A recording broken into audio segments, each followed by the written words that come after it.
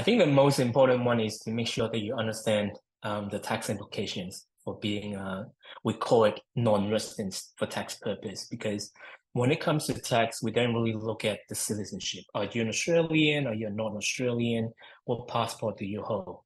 It's more coming from a tax perspective, whether do you live in Australia or do you live outside of Australia to determine your tax residencies.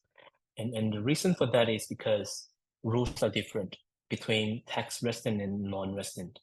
Because, for example, if you are non-resident, you start to pay tax on first dollar that you make in Australia, and you're only liable for any tax or any income you have in Australia.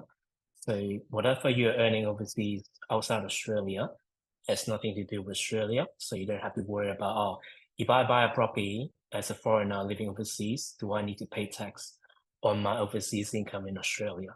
The quick answer is no. Unless you have a plan to go to Australia and reside there in the future, the story could be different. So really just the income that you have in Australia. So that's one thing.